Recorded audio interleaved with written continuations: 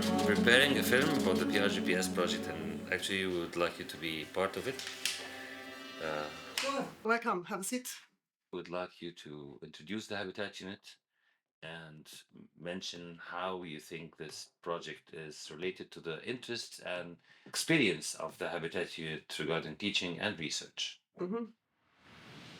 We are a lot of researchers, lecturers, students from all around the world. We are looking at not just urbanism in the Western world, but beyond that. You might think we believe we have the answers, but I think we do not have the answers. We only have like approaches or methodologies that we can share. And I think it's important to get into exchange with actors from different countries, not to bring them answers or solutions or like whatever we have learned, but also like more to get into this exchange and learn from each other. So.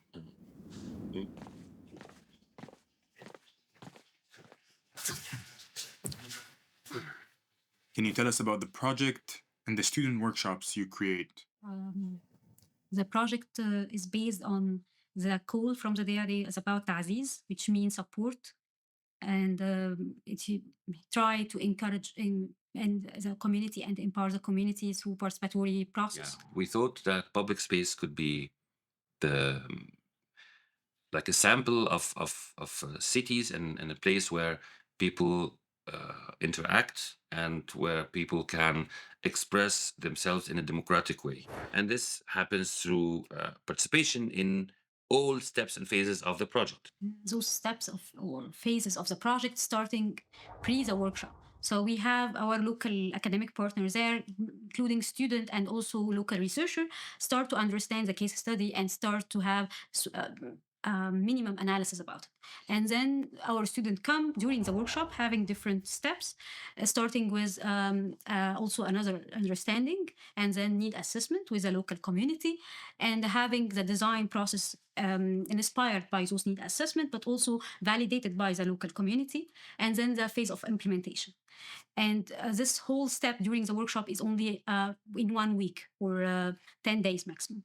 And then after the implementation, we have also proposed some idea about management. Sometimes it's managed by the municipality, but also try to give it a program for the public space to be livable more or vivid more public space. Yeah, and I think it's better that you talk to them personally, so you get like first-hand experience and they can give you their narrative about it.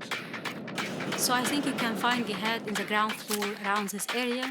Maybe he will be waiting for you.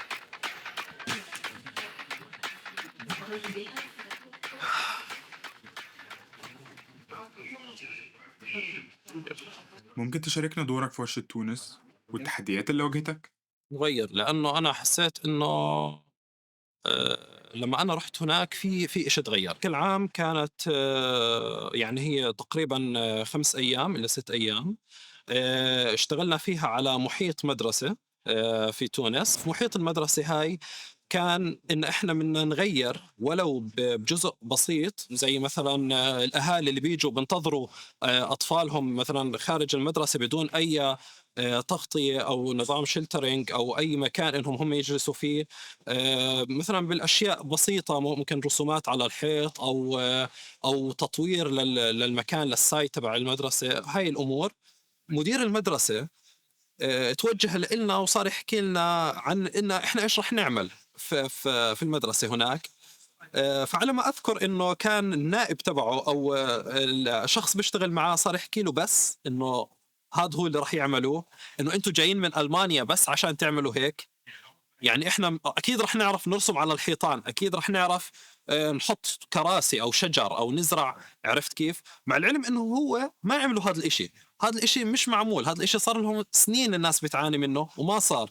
لكن ومع ذلك في نفس التوقيت لما إحنا إجينا وحابين نعمل إشي جديد ونطور وننشر الوعي اللي هو هذا أنا بعتبره أساس الإشي اللي إحنا كنا رايحين نعمله، أنت تقابل بهاي الطاقة أو اللي هي الكلام السلبي على الإشي اللي أنت ناوي أو حابب إنك أنت تعمله. فأتوقع إنه الإحباط كان من عقليات بعض الناس، التفكير السلبي اللي أنا بعتبره هو مش من الناس، هو من البيئة اللي المحيطة في الناس اللي خلتهم عندهم هذا الإشي السلبي.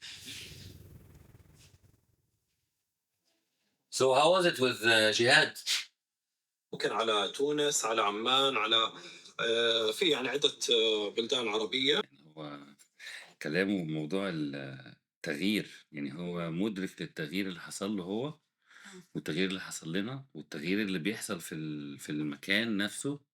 لا وكمان هي واصله له ان احنا بنحاول نتعلم، يعني اللي هو إن احنا مش بنحاول نستفاد من التجربه اللي بتحصل ونطلع بيها في من تونس في مثلا تونس مثلا بنحاول نفهم احنا عملنا ايه غلط او وصلنا لايه، فانه هو قال دي فانا اتفاجئت ايه ده، احنا مش يعني احنا مش احنا الوحيد اللي حاسين ده، لا. الناس عندها قله ثقه في ان الناس اللي جايه دي هتعمل حاجه فعلا، ومش بس قله ثقه فينا او قله ثقه في بعض، يعني عاتبرين ان انا ممكن احافظ على المكان بس غيري هيجي يكسره.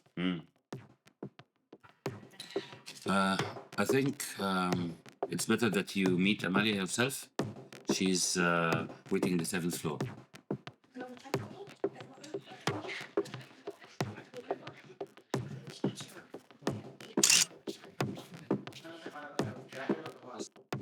Will you share with us your experience from the Jordan workshop? I did not expect us to finish, actually, but we did, and I was like, wow, it was amazing. There were these two women who I think they have been watching me, and I was holding a camera, and then I looked at them, and then they were speaking to me in Arabic, and I didn't understand, and a Jordanian student, translated for me. They want you to take picture of them. So, oh, okay. And, yeah, I just gladly do that. And so I took their picture, and because we were about to leave, I wanted to pay respect for them, and I did this thing that a Southeast Asian child usually does to their elder to pay respect. So I took their hands and kiss it, and then I saw this like astonished expression in their face, and then one of the women just pulled me and hugged me like, so tightly, and then she held my face and speaking in Arabic, and I felt this kind of grief that, so many love and feelings in there that, just got lost in translation because I didn't speak Arabic. So yeah, and then she was speaking and then kissing my cheeks and my forehead, and I heard that someone from the back were like, "Oh, come on, the bus is leaving, and the woman's just yalla yalla," and then we just ran to the bus, and then it still hasn't occurred to me, and I just stood there at the back of the bus. We haven't even got in yet, and then Dr. Hassan just came, casually walked, and then the question was just, I think it was a casual question. So how is it? He asked me, and then I just cried because I don't know. I think I felt very emotional about that project, and how happy I was, and how welcome I felt in Jordan. Yeah. We kind of felt helpless sometimes, and we wanted to help out, but we couldn't because maybe the tension comes from the process of discussing what could or what could not be done. So yeah, I think the fact that it was done in such a short time and it created a lot of tensions. There were things about, for example, the design processes or the surveys that we could prepare beforehand before we were actually there, and of course, changes are inevitable. And that's the point of this project, actually, to stop assuming, but rather communicate directly with those who we are building for. So the way that we were informed, it was going to be a participatory kind of project. I mean, the students are smart, huh? So they can feel what they learn, and they can understand that it's not just about design and build, huh? It has a lot preparation for the, or pre-phase, as you wrote it, preparation, surveys before going, is something that not always easy to be done. And maybe in the Jordan case, we couldn't really do it. But in the following workshop in Tunisia, we've done it. So we asked the local students, the Tunisian students of the STUB, Carthage University. They worked for a couple of weeks before we were there. We went there, and they presented the analysis of the collected data, which helped us somehow to maximize the benefit of the 1 week workshop. So I think the next student should be Augustine. He can also tell you a lot about the workshops.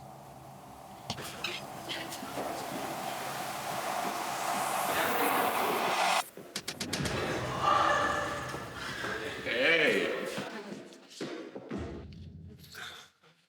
So you traveled to Tunis. What did you come back with from the second workshop there? Letting go of your own ego and trying to come up with the optimal situation that comes from not a singular mind, but 40 minds at a time. And that is a stressful process in and of itself.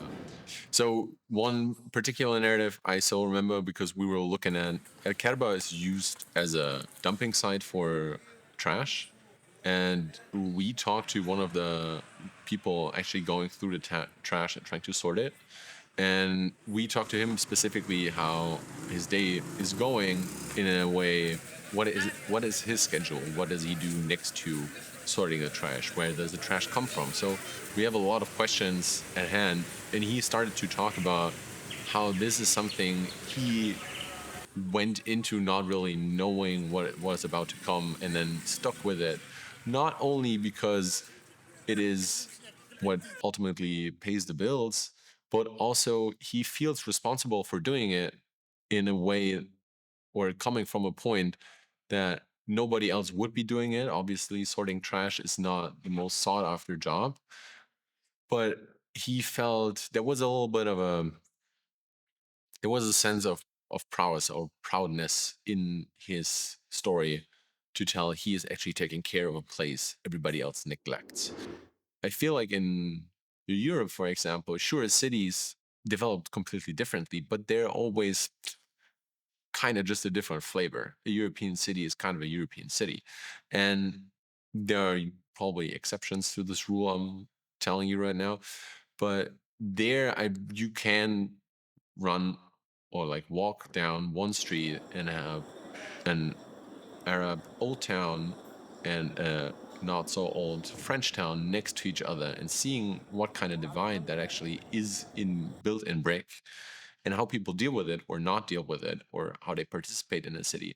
That is something I couldn't have learned anywhere else, and didn't see as this distinct of a situation anywhere after or before. So, Hello? If you are done with Augustine, I think you have to find Zubaida as soon as possible. She's waiting for you at the lecture hall.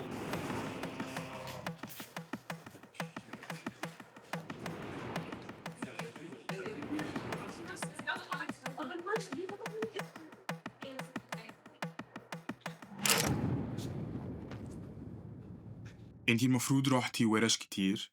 ازاي الورش دي تحديدا كانت مختلفة؟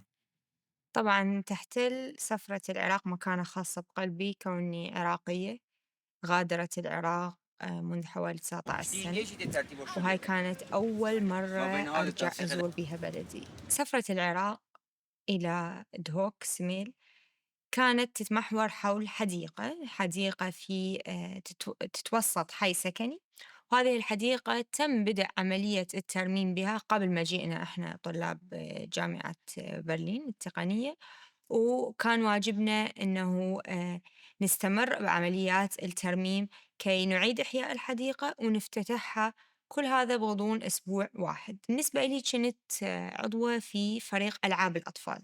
ألعاب الأطفال المقصود بها أي شيء يخص الأطفال من ناحية اللعب. في هذه الحالة تم منع وجود هياكل وألعاب مثل المرجيحة والزحليقة بالنسبة للأطفال بسبب اشتكاء أهالي الحي، وبسبب قول البلدية إنها تسبب ضوضاء. في الأيام اللي اشتغلنا عليها كان أغلب الجو ممطر، كان عاصف، كان شديد البرودة، وكان الجو متقلب. طبيعة شغلنا كانت شغل ميداني بالهواء الطلق، ودا نشتغل ويا التربة، ويا الزرع، ويا الحشيش، ويا كتل خرسانية لازم توضع داخل التربة، ويا سور، والسور قسمنا جزء من عنده حتى نفتتح بوابة أخرى للحديقة.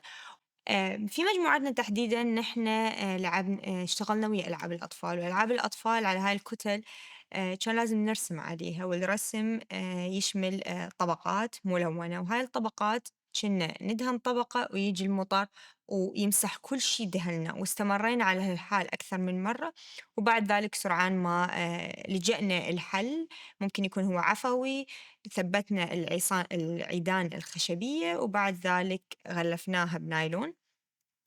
وانتظرنا المطر يخف، ومن تحت النايلون حاولنا ندهن، ولكن المفاجأة كانت بعد ما جينا باليوم الثاني اكتشفنا إنه النايلون نزل، خسف الطلاء وقشطه كله من المنطقة مالته. هذا الشي طبعا سبب خيبة أمل، لأنه الأشياء اللي اشتغلنا عليها لمدة ساعات طويلة كلها انشالت، وكان لازم نبدأ من الصفر. التشاركية بتقبل هاي الأمور، وإنه الشخص راح يمشي وراح يمر بفقرات ممكن ما تناسبه أو ممكن ما تعود عليها أو يشوفها للمرة الأولى، هاي نقطة مهمة جدا.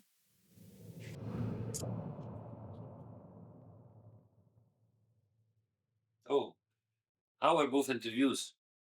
letting go of your own ego. Thank you. عايشة. وسألنا الأطفال شنو هي الممارسات اللي مارسوها. Yeah, especially when also he mentioned about the to let go your own ego.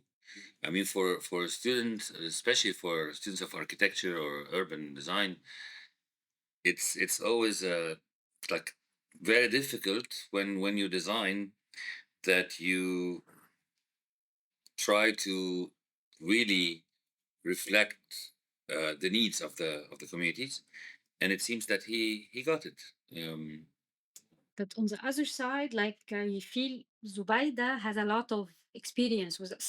She visited different workshop, and she like maybe has her perspective developed over those workshops, starting from the Jordan till the Hoop. Yeah, actually, she's aware of almost all the details of the steps that we know and we mentioned to them. Maybe even things that we haven't mentioned, but she also got it.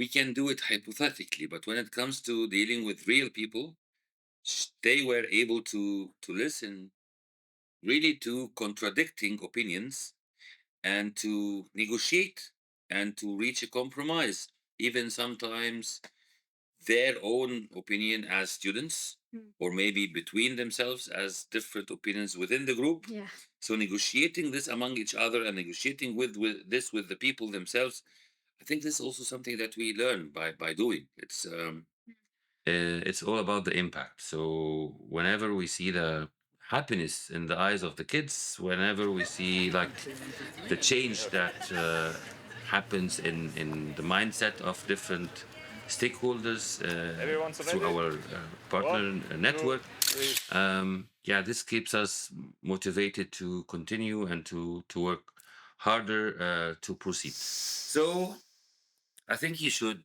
join us in our coming workshop in Cairo, Egypt, to experience this yourself.